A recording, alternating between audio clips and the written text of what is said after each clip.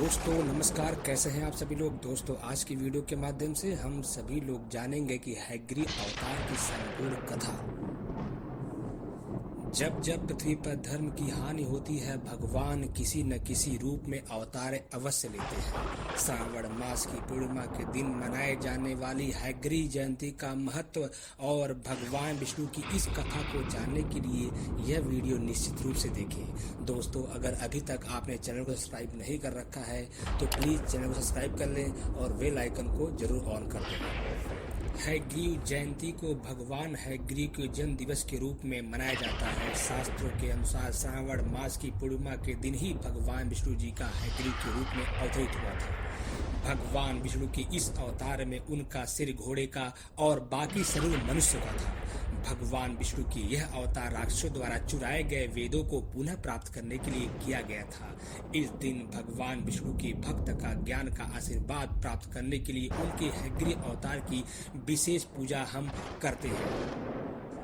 एक समय की बात है, हैग्रीव नाम का एक पराक्रमी दैत्य हुआ। उसने सरस्वती नदी के तट पर जाकर के भगवती महामाया प्रशंसा करने के लिए कठोर तपस्या की। वह बहुत दिनों तक बिना कुछ खाए पिए भगवती की महाबीज एकाक्षर महामंत्र का जाप करता रहा। उसकी इंद्रियां उसके वश में हो चुकी थी, सभी भोगों पर उसका त्याग कर लिया था। उसकी कठिन तपस्या से प्रसन्न होकर के भगवती ने उसे तामसी शक्ति के रूप में दर्शन दिया। भगवती महामाया ने उससे कहा, महाभाग, तुम्हारी तपस्या सफल हुई, मैं तुम पर परम प्रसन्न हूँ। तुम्हारी जो भी इच्छा है मैं उसे पूर्ण करने के लिए तैयार हूँ। वत्स, वर मांगो। भगवती की दया और प्रेम की ओत प्रोत वाणी सुन करके हैग्रीव की प्रशंसा का ठिकाना नहीं रहा। उसके नेत्र आनंद के अश्रुओं से भर गया। उसने भगवती की स्तुति करते हुए कहा, कल्याणकारी देवी, आपको नमस्कार है। आप महामाया हैं। सृष्टि, स्थिति और संहार करने का स्वभाव आपके गुण में है।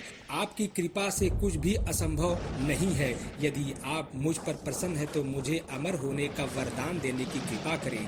देवी ने कहा, दैत्यराज, संसार में जिसका जन्म होता है उसकी मृत्यु निश्चित है। प्रकृति की इस विधान से कोई बच नहीं सकता। किसी का सदा के लिए अमर होना असंभव है। अमर देवताओं को भी पूर्ण समाप्त होने के बाद उन्हें मृत्यु लोक में जाना पड़ता है। अतः तुम अमृत के अतिरिक्त कुछ और वर मांगो। विधि का विधान तो देखिए। हैग्रीव बोला, अच्छा तो हैग्रीव के हाथों ही मेरी मृत्यु हो, दूसरा मुझे कोई मार न सके। मेरे मन की यही अभिलाषा है, तो अतः आप पूर्ण करने की कृपा करें। ऐसा ही हो। यह करके भगवती अंतर ध्यान हो गई। हैग्रीव असीम आनंद का अनुभव करते हुए अपने घर चला गया। वह दुष्ट देवी वर के प्रभाव में अजय हो गया। त्रिलोक में कोई भी ऐसा नहीं था जो उस दुष्ट को मार सके। उसने ब्रह्मा जी के वेदों को छीन लिया और देवताओं मुनियों को सताने लगा। यज्ञादि कर्म बंद हो गए और सृष्टि की व्यवस्था बिगड़ने लगी। ब्रह्मादि देवता भगवान विष्णु जी के पास गए, किंतु वे योग निद्रा में निमग्न थे। उनके धनुष की डोरी चढ़ी हुई थी। ब्रह्मा जी ने उनको जगाने के लिए वम्री नामक एक कीड़ा उत्पन्न किया।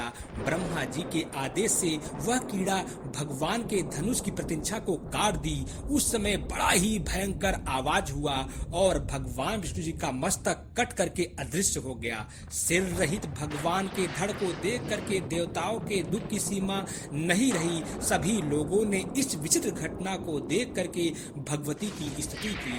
भगवती जी प्रकट हुई। उन्होंने कहा, देवताओं, चिंता करने की कोई बात नहीं है। मेरी कृपा से तुम्हारा मंगल ही होगा।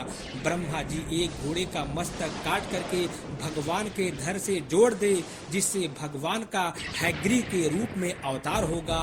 वे उस रूप में दुष्ट हैग्रीव का वध करेंगे। ऐसा कह करके भगवती जी अंतर ध्यान हो गई। भगवती के कथानुसार उसी क्षण ब्रह्मा जी ने एक घोड़े का मस्तक उतार करके भगवान के धड़ से जोड़ दिया। भगवती की कृपा प्रसाद से उसी क्षण भगवान विष्णु का हैग्रीव अवतार हुआ। फिर भगवान का हैग्रीव दैत्य से भयंकर युद्ध हुआ। अंत में भगवान के हाथों हैग्रीव की मृत्यु हुई। हैग्रीव को मार करके भगवान ने वेदों को ब्रह्मा जी को पुनः समर्पित कर दिया और देवताओं तथा मुनियों का संकट निवारण किया। दोस्तों, निश्चित रूप से आप सभी लोगों को यह वीडियो जरूर पसंद आया होगा। दोस्तों, अगर पसंद आया हो तो एक लाइक जरूर करिएगा। अगर अभी तक आपने चैनल को सब्सक्राइब नहीं कर रखा है तो प्लीज मेरा सपोर्ट करें और चैनल को सब्सक्राइब जरूर करें। दोस्तों, वीडियो देखने के लिए आप सभी लोगों का बहुत बहुत धन्यवाद।